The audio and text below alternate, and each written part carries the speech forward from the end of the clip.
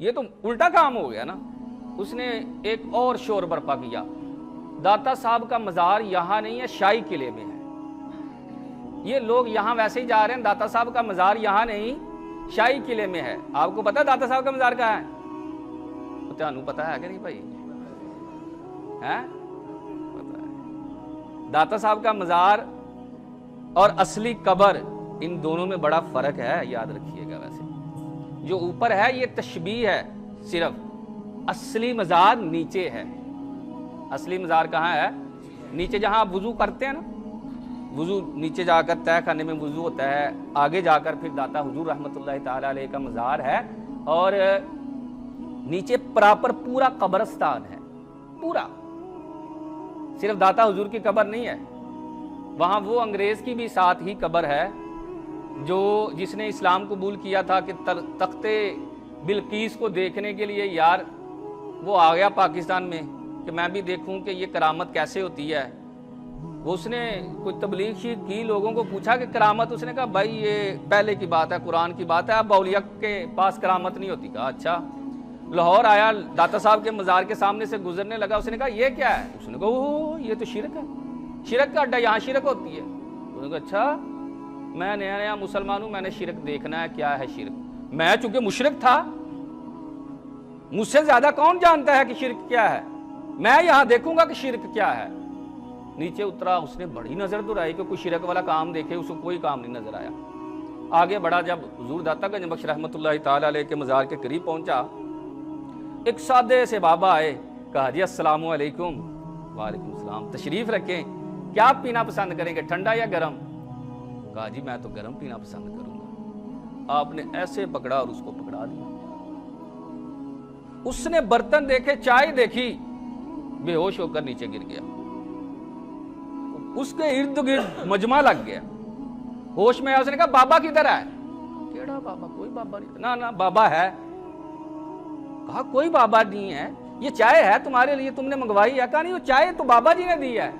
کہا بات کیا؟ کہا یہاں آیا تھا اور بابا جی نے ویلکم کیا، مجھے کہا ٹھنڈا پیو گے گرم پیو گے؟ تو میں نے کہا گرم. تو یہ چائے؟ تو کہا چائے میں بے ہوش ہونے والی کون سی بات ہے؟ کہا بے ہوش ہونے والی چائے میں بات نہیں ہے. جب بابا جی نے کہا نا گرم، تو یہ وہی برتن ہے جو ہزاروں میل میرے گھر کے اندر تھے، بابا جی نے ایسے ایک سیکنڈ میں پکڑ کر مجھے پکڑا دیے.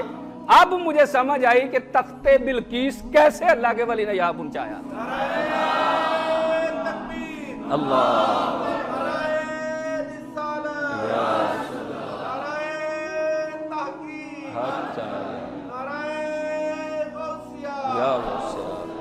الحمدللہ.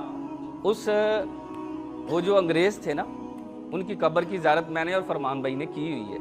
وہ نیچے داتا صاحب کا جو مزار ہے نا، اوریجنل یہاں قبر ہے، اس کے ارد گرد باؤنڈری ہے، اور اس باؤنڈری کے یہاں جو ہے وہ جو انگریز تھے جنہوں نے اسلام قبول کیا، پھر داتا صاحب کی تربیت میں رہے، ان کا مزار باہر ہے.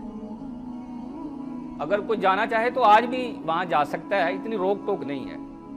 اب تو اس نے کیا کیا، وہی بات کی طرف آتے ہیں، بات سے بات نکل آئی کہ شکوک و شبہات پیدا شروع کر دیا. جناب یہاں مزار نہیں ہے، وہاں جائیں، شاہی قلعے جائیں، وہاں مزار ہے.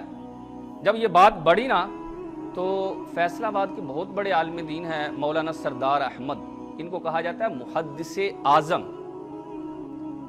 آپ ویسے ہی باقاعدہ ہر جمعرات کو داتا حضور کی بارگاہ میں حاضری دینے کے لیے تشریف لایا کرتے تھے. آپ آئے اور حزب الاحناف کے جو سب سے بڑے مفتی ہیں، مفتی اعظم پاکستان شاہ ابو البرکات رحمۃ اللہ تعالی علیہ کے پاس آئے.